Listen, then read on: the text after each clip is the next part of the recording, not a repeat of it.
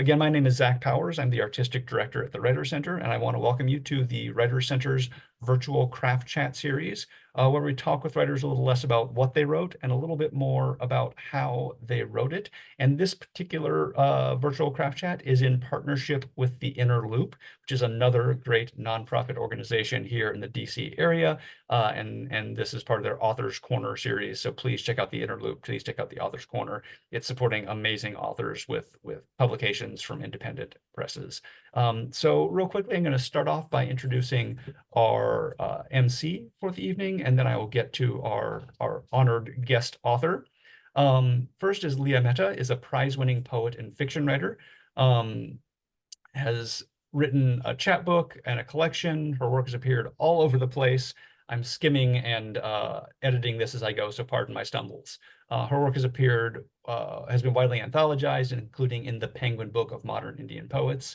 Originally from Bombay, she studied at Oxford University and currently is in DC since graduate school in Georgetown, where she has a master's in public policy. And after over a decade working in international development for the World Bank, she is currently the director of the Alan Chus International Writers Center, another one of our great partners that we really, really love. And that's over at George Mason University. And you can find out more about her at the Chus Center website, and I can put that link into the window here in a minute as well. And then our guest of honor is Paul Jaskunas, is the author of two novels, The Atlas of Remedies from Stillhouse Press, which we're here to celebrate, and Hidden from Free Press, which won the Friends of American Writers Award. A chapbook of his poems, Mothership, will be released by Finishing Line Press in fall 2024, so that seems soon. And his writings appeared in the New York Times, America, Tab, Little Patuxent Review, and the Vilnius Review, among many other publications. Since 2008, he has taught literature and writing at the Maryland Institute College of Art in Baltimore, where he edits Full Bleed, an annual journal devoted to the intersection of visual and literary arts. And I'll share his website here in a minute too. And Leeya, I'm just going to hand things off to you now, and I will lurk quietly in the background. Thanks, Zach. It's great to be here. And thanks everyone for joining us. I really am excited to be able to say hello to the director of the Inner Loop, who has organized this alongside. So hi, Rachel. I see you, Rachel Coons. Paul Jaskunas is part of the Authors Corner series, where an independent press publication author is highlighted every month in the city, all over the city. So look out for his book in one of the fun places. Rachel, you can put in maybe a couple of the places where folks can find his book in person. So welcome everyone. It's really wonderful to see you. Paul, I read your book in one sitting, pretty much. It was absolutely fabulous. It's a beautiful book, and I really highly recommend it to everybody. It so happens that I was sort of surprised, because I didn't realize this, that about 4 doors down from where I'm at, George Mason University is the publisher of Stillhouse Press, Scott Berg. And so I thought, oh, this is kind of fun. Scott, you book coming out. So congratulations. And thank you. Yeah. Paul, should we start and you'll tell us a little bit about the story? Sure. Yeah. Thank you so much, Leeya. I really appreciate your kind words. And thank you to Zach and the Writers Center, and to Rachel and Abby at the Inner Loop. We're really fortunate in DC to have these great organizations supporting writing. The Writers Center is just an amazing resource, and Poet Lore and the Inner Loop reading series. I've just begun going to those recently, and they're a lot of fun. So I'm really glad to be a part of this. So let me say a little bit about the Atlas of Remedies, and then maybe I can read a short passage from the beginning of the book. The Atlas of Remedies is sort of a short novel that tells the story of two journeys. The first pages bring us into a small village in Lithuania in the year 1901.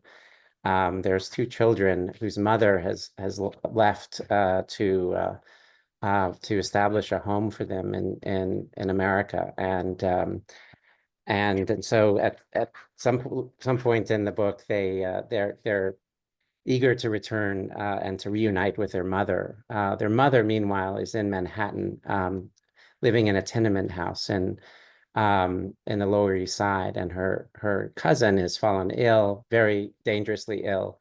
And at some point, she, having been caring for her for days, she ventures out into the city to buy some more chamomile tea, which is sort of an old remedy. And they've run out, and so she's crossing the island to buy chamomile flowers to make tea with. So as the children are crossing Europe to try to reunite with the mother, the mother is crossing Manhattan. And so I'm just going to read, I don't know if I'll have time to read from both parts of the book, but I will read a little bit about from the beginning with the children, where we meet the son, Lucas.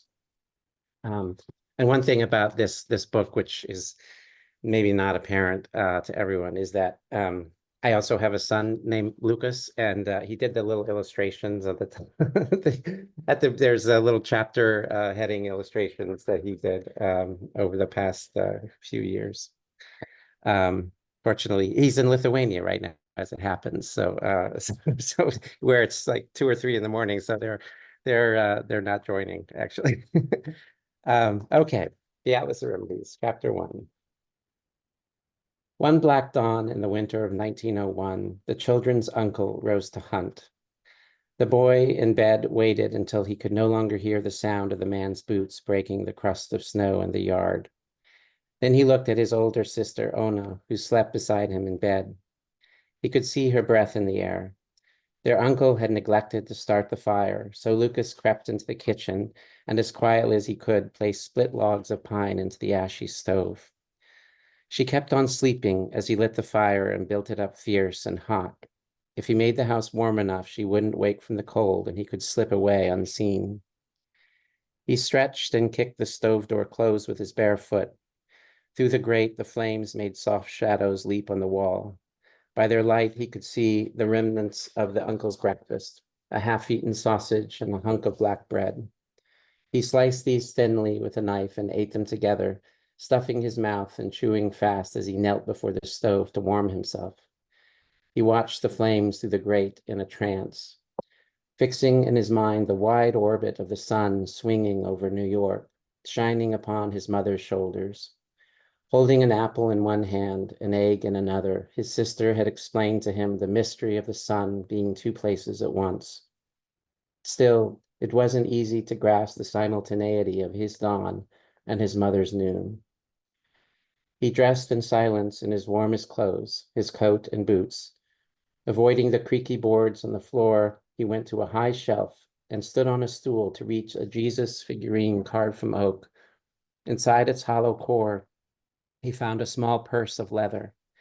He spilled 3 coins into his hand and pocketed them. Then he went into the cold, closing the wood door gently. The forest loomed across the yard. He paused before it, considering the dark spaces between trees. As he began to walk, the sound of the snow breaking under his boots gave him courage.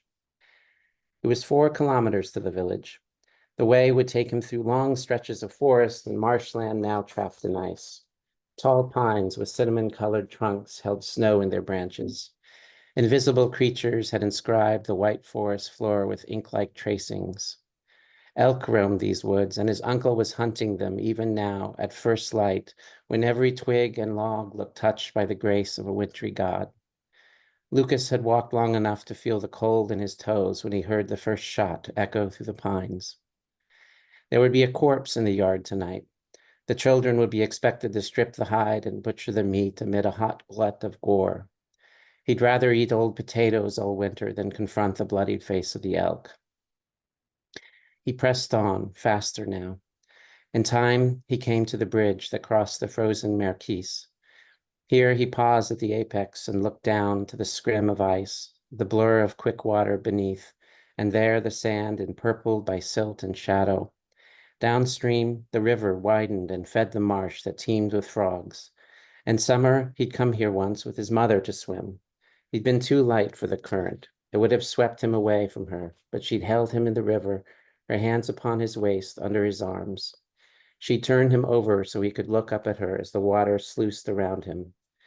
He'd laughed softly, and she'd said, "Good, you can swim. See, even little Lucas can swim."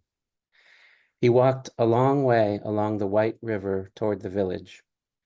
As he walked, he thought of his mother's face. He wanted to remember it exactly, to hold in his mind the slope of her nose, the pale birthmark on her left temple, and the soft blonde down over her lip. He missed her so badly, he had resolved to draw her. In the village, he would buy paper and pencil. Okay, I'll stop there. Thank you. Maybe if you want, I could read some more later, but maybe we could stop there and chat a bit.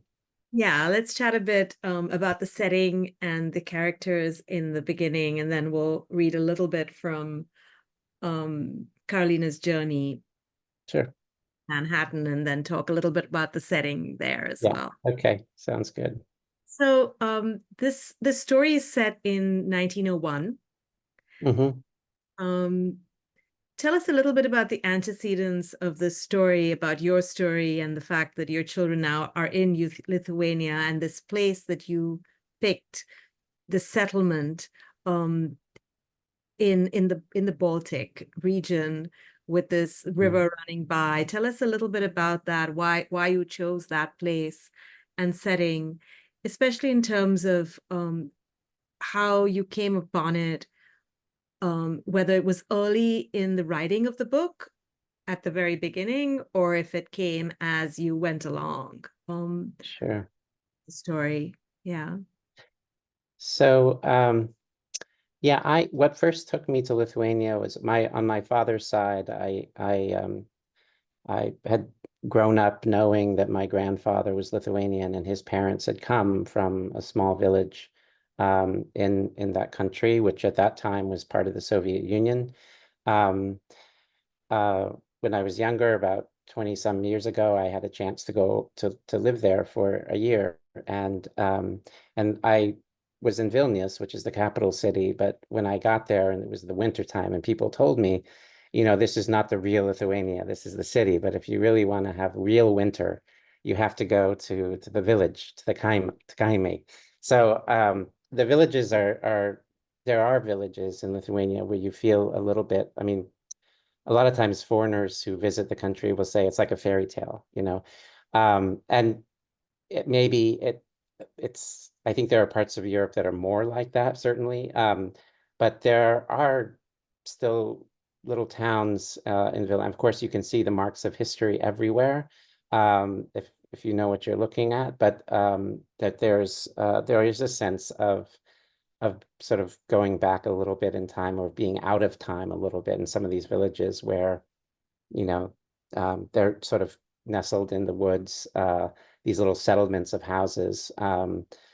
And this particular part of Lithuania is where my wife is from, in southern Lithuania. It's very forested. The Merkys is a river that I know well, that I've swam in and kayaked through and so forth. So it's sort of territory that I know. But I had this story of immigration. I kind of knew I wanted to write a story about this change from because I was always curious about what it would be like to leave from this very pastoral environment to the modern city. Such a huge culture shift. I mean, we have, even now you have tremendous culture shifts, but then, I mean, their ignorance was so much greater, I think, than villagers anywhere in the world coming to a big Western city. Like, they have some sense of what things look like or must feel like. Whereas then I feel like there may be a little bit more, they were more in the dark about where they were going and what was in store for them and how things worked. And so I was curious about that. but there were other antecedents too, having to do with books and this history of the book smugglers, and that sort of made its way into the book a little bit here and there.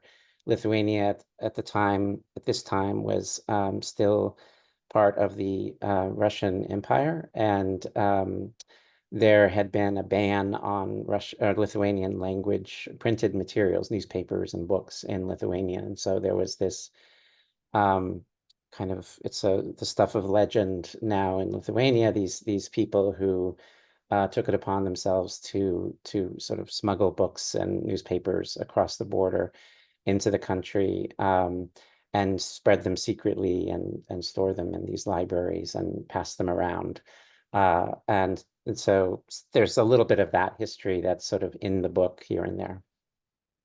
Yeah, in fact, that's actually a really interesting place to talk about the relevance, in fact, of not just from the the book bannings and how literature is kept from certain spaces and allowed in other spaces, but as there are these two journeys that you've alluded to, of the children planning to leave. They're constantly planning to leave and go away to meet their mother, to make this journey by themselves, or the sense that she will come back and take them, but more the sense that she will not come back and take them, that now she has left, they will have to follow. Yeah.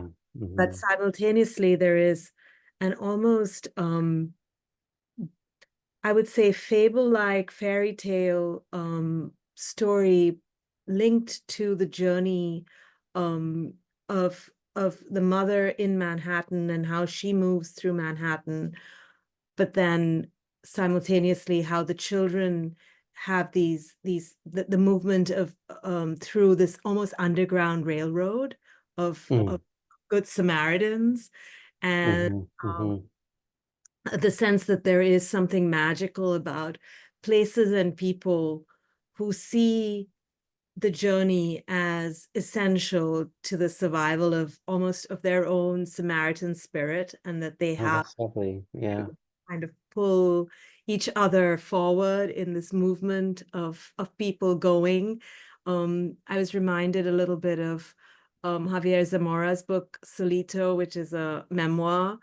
9-year-old child leaving El Salvador and then coming through the desert to America on his own. He's sent on his own, but then he has these almost angel-like figures who help him along the way. And so the journey is never really in solitude. You do it with family, or you do it with these Samaritans, almost like Brown Railroad, where it's set up so that. But it is interesting to see that the books too have these journeys, that a knowledge is moved through these same stops of Samaritans in a way, allows them to perhaps just be more illuminated as human beings as they go. That's fascinating. Yeah, that's lovely. Take that story and you can juxtapose it into any time, in a sense, but there is definitely a prehistory to the times we're in now, where you had these fables and these fairy tales, and I just wanted to talk a little bit about your own journey as a writer and as a reader. Were you reading these fairy tales growing up? I remember reading the Russian fairy tales, and at the time in India, when you were reading the Russian fairy tales, you didn't have the sense that there were all these different cultures within the Soviet Union, so different from one another, whose languages had been suppressed. And there was this overarching kind of myth creation. And I don't know whether growing up you had these Lithuanian fairy tales coming your way, or did your wife, or did she talk about them?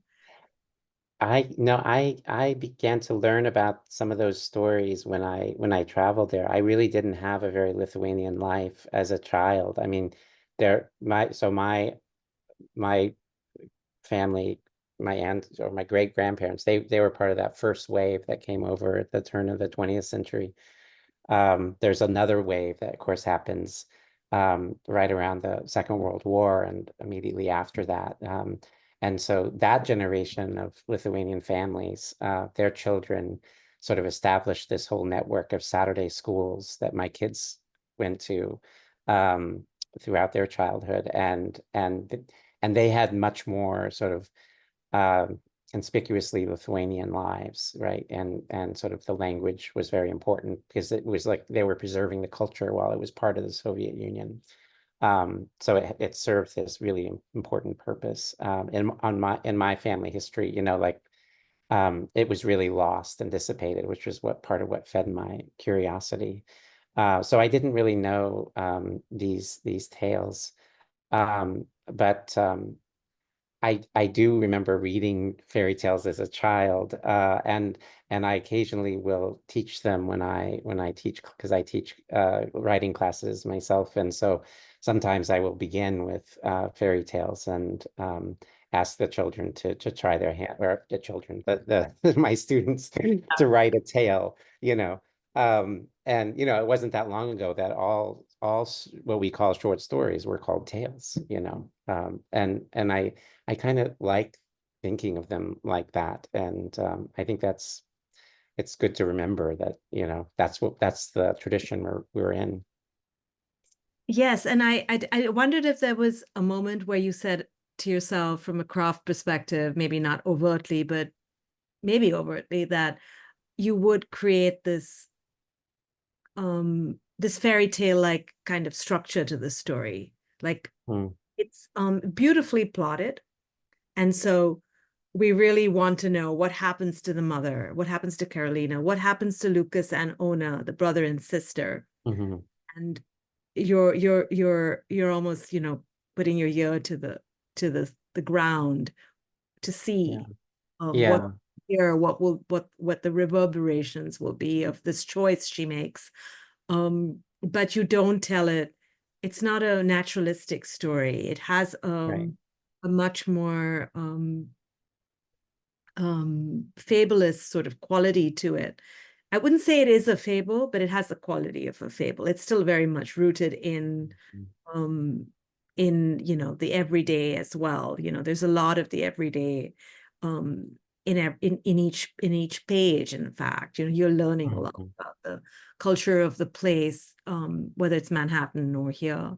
So did you make a decision overtly to take this to create Yeah. this atmosphere? I think it's probably a function of the fact that I was writing about a world that um is it's just so far away in time. You know, it's like over 120 years ago. And I think like if you were writing a story about, I don't know, the 1970s, you might, you know, a period that maybe you have memories of, and it just might come out a little bit more kind of on the ground and rich with saturated with the particularities of the age, you know, and the news of you know, like the newspapers and so forth. Whereas when you're writing about something that's a little bit more remote in time, there is a sense of maybe it's maybe, I don't know, susceptible to a little bit of mythologizing, or the sort of distance that allows one to sort of write about something as a created world. I mean, one thing I was conscious of as I was thinking of the book's design um, was sort of the connections between these two journeys, and how, like in that bit that I just read, there's that river, that place in the river where she is holding Lucas in the water. And at the later in the book, she has a sort of a fever dream episode, and there is that river comes back there. I won't give too much away, but there's a lot of little moments in the book where there's like these little. Actually, one of the books I was thinking of is Mrs. Dalloway. Partly because I was teaching a course on Virginia Woolf at the time, but also, you know, it's a book about a woman who goes off into the city to buy flowers, which is kind of the same thing that happens with with Carolina in this book, except it's a very different context, of course. But in that, you know, when you read Virginia Woolf's writing that she was doing, like in letters and journals about Mrs. Dalloway, she was like trying to sort of create this tunnel between, I think she uses that word at some point, a kind of tunnel that's like between Mrs. Dalloway and the veteran whose story is also sort of threaded through the book. And so I was thinking, you know, maybe of that a little bit, and there are different points of connection that take place between these two settings, and yeah. Yeah. I want you to be able to read a little bit of the part where she's off, where Carolina is, so that people get a sense of that other space, and then we'll continue into a little bit about the title of the book and this, you know, the aspects of what these remedies are, which is it's its own kind of. I loved that, you know, I was thinking of the herbal remedies and the homeopathic remedies, and that my own family used to use what they call German remedies in um, and all of that history that was being conveyed through these balms and salves and things like that. So Yeah, let me see what would be a good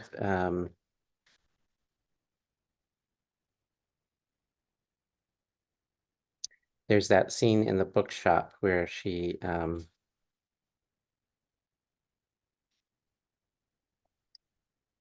there's a bit about the book in that. Maybe I could read that since you've set it up this way. and just so people know, as Paul is looking for it, Carolina's cousin Maria is ill with the croup, with a cough, right? Yes, influenza, essentially. She called it the grip. Yeah. Okay. All right, I will read a bit. This is she is sort of this is right in the middle of the book, and Carolina is there's a woman who sort of appeared in front of her as she's walking westward, and she's all in mourning dress in black. She has a sort of a black umbrella, and there's something about, she seems sort of out of place, like she doesn't belong in this street. She's sort of richly dressed, and so Carolina is sort of struck by this figure and begins to sort of follow her out of curiosity, and so that's where I'll begin to read. The woman in mourning reappeared in the distance, crossing a street, her black dress hems fluttering over the cobbles. Best not dwell on lost money, Carolina thought. She's just been relieved of her purse by two boys who sort of robbed her while she was resting against the building. More precious things were in danger now. What was $2 in a city where death walked the streets in lace? The crowd on the street had thinned. On this block, only a half dozen or so souls labored through the gale. The woman in black paused, lingered on the walk, gazing at a storefront. Then she descended a small flight of stairs and disappeared below street level through a black door. A cellar shop. Carolina stood before it, trying to make sense of the lettering on the sign over the door. In a small window, she saw books on display. The heat from within had fogged the pane, so that the books appeared shrouded in mystery. Deep in the shop, an electric light burned. Her errands were pressing. She had been out too long already and was ill besides. Yet how tempting this warm shop looked, a chance to get out of the cold and muse for a moment in the company of books. This is why the lady in mourning had appeared, surely, to lead her here, and behind that black door, what turn of destiny might await? What book containing what secret? She thought of home, of the long shelves of tomes in the church cellar. She'd read the Psalms there once, and a line came to her now like a command. Be still and know that I am God. She opened the door and stepped into the shop, grateful for the sudden warmth and quiet. She saw no one and nothing but books. case after case of them in rows leading into the shop, and between the rows on the floor, stacks of books that would not fit on the shelves. To her left, a desk with a lit lamp shaded by a pink-tinted glass, an empty chair. The shopkeeper perhaps was helping the woman in black out of view in the stacks. She ventured down a row, her hand moving along the leather spines. When she'd made the book of herbal remedies for the children, she'd struggled with the leather binding. Perhaps it hadn't been supple enough. She hoped it still held together, that the children would look at it and remember her. She stopped at a random place in the row and pulled out a volume not much larger than her hand. It fell open easily. The light was dim, but she held the page up close, smelling the paper and glue.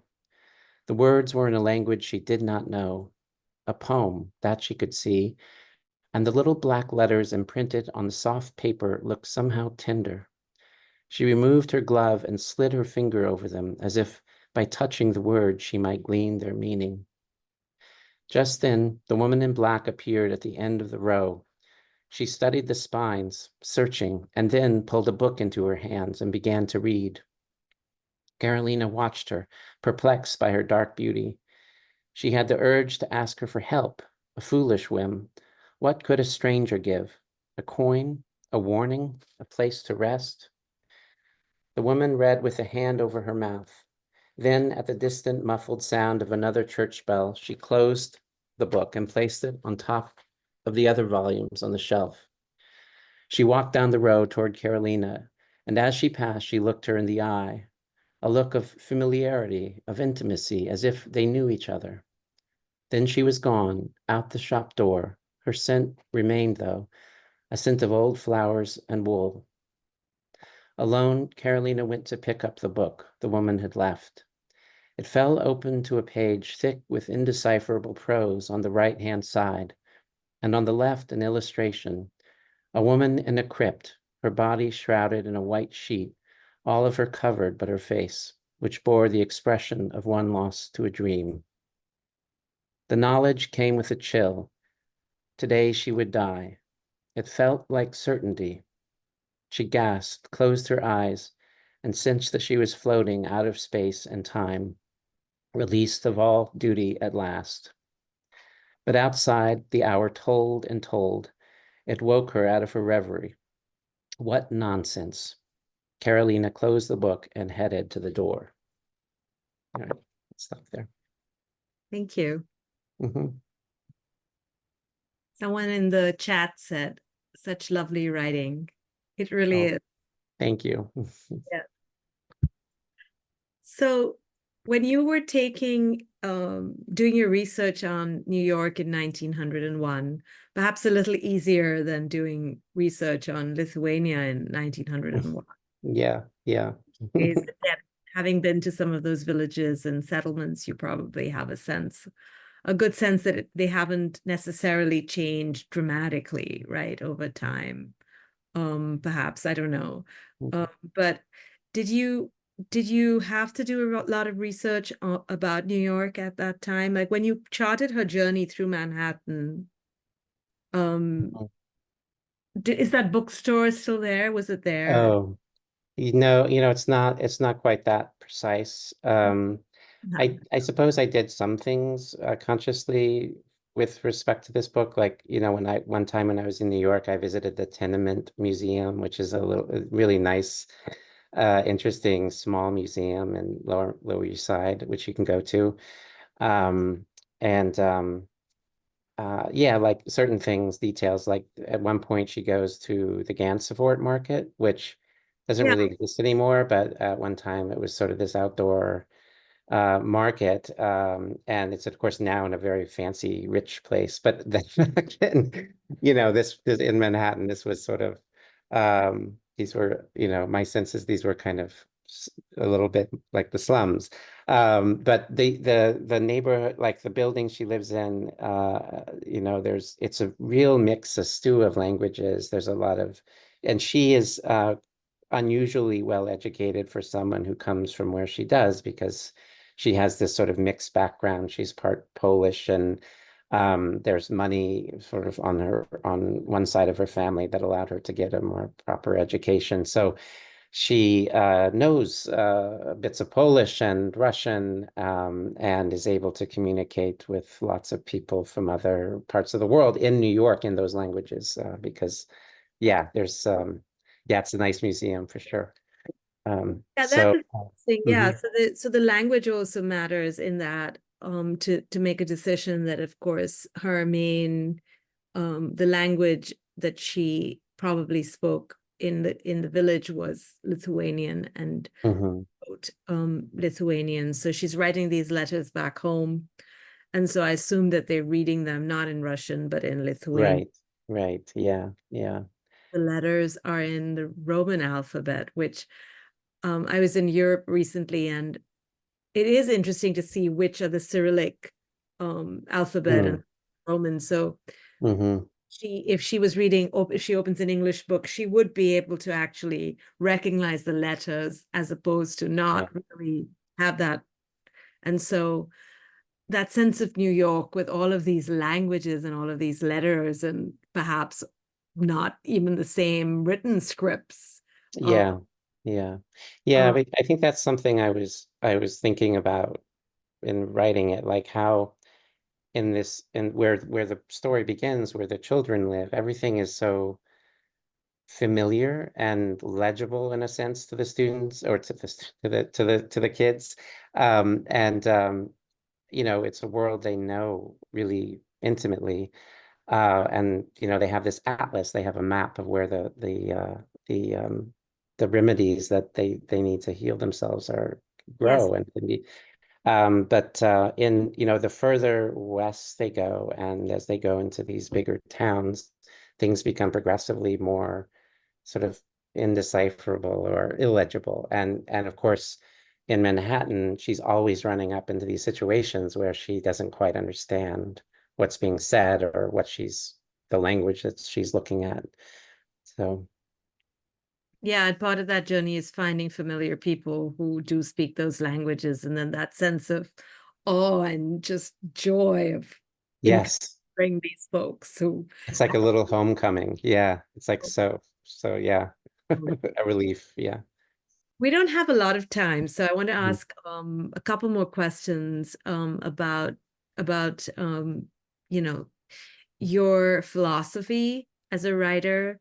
There was a sense almost of um a metaphysical, almost like a sense of kindness in the book. There was, in spite of some horrible things that happen, and the tenderness of this little boy Lucas, who doesn't want to be exposed to the slaughter of the reindeer, the deer. It's a reindeer. Oh, yeah, the elk. Yeah. Sorry, yeah, the Hmm. elk, and he's so squeamish about it and doesn't want to participate in it in any way. And then you have these this underground railway road of sorts as well, where there are all these points in it, as well as an overarching sense of doom, because Maria is so ill, and Carolina wants to do the right thing and find the right remedy for her cousin. At the same time, it's pretty clear at the beginning of the book that she too is ill with the flu, and Hmm. and Hmm. so she's probably got a very high fever, and perhaps is even hallucinating as she goes along. Hmm. She has to stop every now and then, which is why it's very, very cold, and it's the middle. This whole journey is in the middle of the winter. Um, Hmm. and so was there a philosophical sense that or did you recognize that there was something about your, you know, Yeah, I don't know. I mean, I was thinking about this earlier, because there are many places where things could go much, much worse for both the mother and the children. Um, uh, and there are these moments of, or sort of acts of generosity or kindness. There's like one moment where she stops in a little shop to have some tea, and she falls into a conversation with a man from Belarus, and actually he's quite friendly, and so it's I think, because maybe it's partly the times that when I was writing this, it seemed like there's a lot of sort of hyperbole these days about how bad things are. And how everything's going to hell, and there's a kind of defeatism or declinism in the culture, I feel like. And maybe there's something in me resisting that comes out in the book a little bit, that of course these two, it's also true that these all three characters are pretty desperate at times, and so um they rely on these little moments of comfort or generosity to keep going. Yeah. And trust. They have to trust. Yes, yeah. The Mm-hmm. sense that they do often trust. And that was illuminating in a way. It's almost like you're expecting the better nature from the stranger, and the stranger Mm. delivers a slightly better nature than you would expect most of the time, not always. Yeah. Yeah. Well, I have many other questions, but I want to make sure that since we have a hard stop at 8 o'clock, that I allow folks to put some questions into the chat, and I'd be happy to ask them on your behalf. And while you're doing that, I can continue to chat with Paul. So please go ahead and add your questions to the chat. I guess yes. Is that good, folks out there? I see some people's faces. Yeah, and people are nodding. Okay, wonderful. Okay. Thank you so much. So when you started to, conceive of the book and pull the characters together, were you being led by them? Did you know that it would be Carolina and these two children? Why didn't you, for example, choose a man as the protagonist?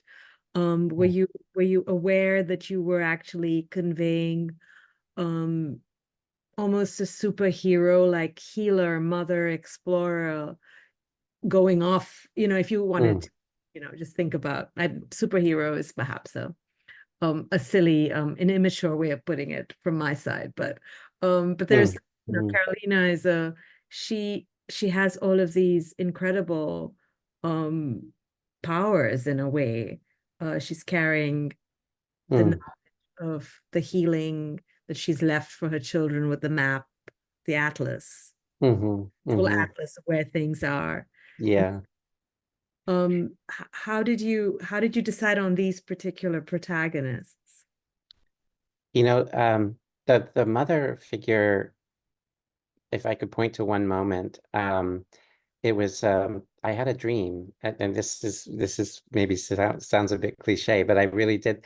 It was one morning I woke up, and I had this very vivid memory of a woman speaking to me, and it's hard for me to recall very vividly exactly what happened, but I knew she was speaking to me from this past, and that it was urgent. And all I could tell you about the dream was that there was a sense um, of wanting wanting to have this story, to express this story, to tell it.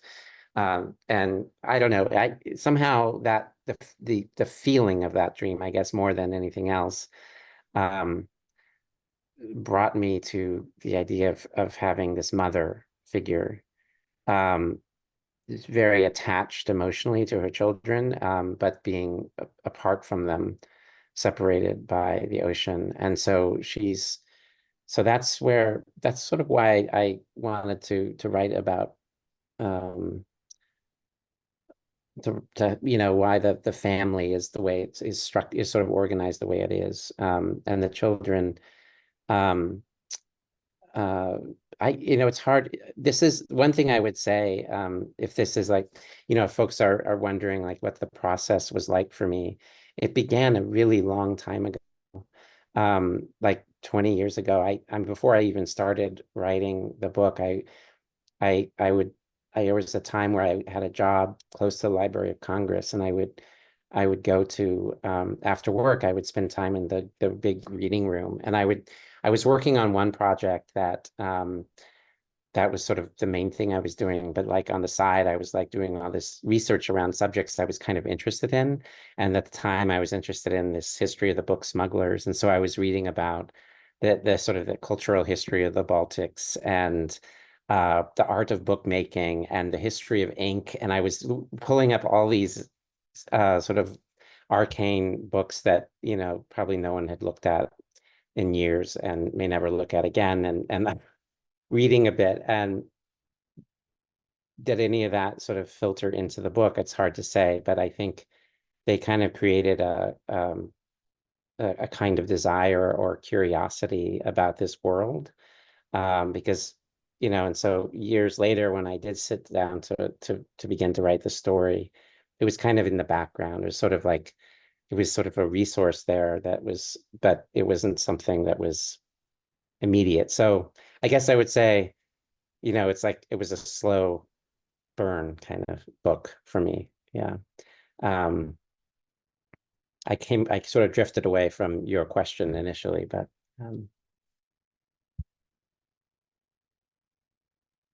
That did answer my question. Can everyone hear me? You can hear me, right?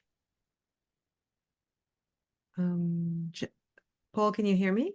yeah. Okay, great. Yeah. Wonderful. So that did answer my question. I'm going to read, I'll read a couple of the comments so that folks can hear these in case they don't have the chat. We have one comment that said, "I'm so moved by what I've heard and so inspired to read your book, Paul. Your writing is so fluid in its beauty." And then a question, not a question, but a connection. "My grandfather came from Kovna, Lithuania, and had to leave or be forced to join the Tsar's army. He was about 20, although we don't know his actual age, and made it to Paris, where he worked for a year before coming to New York. He met my grandmother there, and they had a conflict about language after marriage. After a day of working and using the foreign tongue English, Grandpa wanted to come home and relax and speak Yiddish, but Grandma wanted her to practice English." That is very interesting. Yeah. Yeah. Yeah. There are some things in that story, Robert, that rhyme with my family too. I mean, I think that the fear of conscription was one of the big motivating factors for that whole generation of folks who were, that combined with, in many cases, as in the case of the family in the book, kind of economic need, or just um, uh, really not having any other recourse. So those are, the mother is conscious of the fact that, as soon as the boy is of age, he'll probably have to go be conscripted into the army. And so, yeah. Yeah, and I love this story about I mean, it is a really hard thing to do, to leap into another culture where you don't know the language. It's such a challenge. And people do it all the time, and it's sort of I don't think we always really appreciate the courage and the flexibility of mind and spirit that requires. So I really admire that people who have made that journey. Yeah, and then the fact that it was a culture of that time to change your language and give up the old language and take on the Yeah. new, this old world, leaving and then coming to a new place. And so, but then nowadays it's sort of the opposite, that you retain your languages, you teach your children at home, you only speak the language, that you can completely sort of keep the culture moving within them in a way that wasn't the case at the time when they came, where they had to completely let go of the old languages. Can you Mhm. talk a little bit about the structural choices you made in organizing the book and how the structure enhances the reader's understanding? Yeah, so I mean, one of the things that's a little bit curious about this is that that they're sort of alternating chapters, right? Where you have one chapter you're with the children in their travels, and then the next chapter you're with Carolina in Manhattan. And Carolina's journey takes place over the course of a day, and she's, crossing the island and back. And the children's journey takes course over weeks, and yet you're kind of experiencing them at the same time. And so maybe there's something a little disorienting about that, but it's the sense of how time can sort of stretch, and like that day in Manhattan is really a long, difficult day. It's kind of almost like a initiation or kind of pilgrimage of sorts. And even though it's sort of more compressed in time and space, it sort of, I wanted it to sort of take on the same kind of sweep of as the children's voyage, the same kind of sense of scale. I don't know if I succeeded in that, but that was the I think you aim. succeed. Yeah, you succeed very very well in that. And I think that's the I didn't even notice. Mm, So mm, that it wasn't something that I was aware of. Even though I knew it was happening over the day, it just it wasn't jarring in any way, or it felt completely successfully delivered. And I don't know okay. whether it took you a long time to get there with drafts and stuff, but it felt really kind of perfect in a Well, way. thank you. Yeah, it went through a lot of drafts, I can say that. So yeah. I think there's one more question here. I found that play with time to be really interesting. I'd never seen that done quite that way before. Mm, Um, yeah, that's Jonathan's comment again. And so Jonathan, I assume that you finished reading it. And so you know the book now. And mm, I also I agree. Yeah. Um, and that's why, when I was writing to Paul, I mentioned Louise Glick's A Faithful and Virtuous Night, which is a long poem. mm. 1 second, please.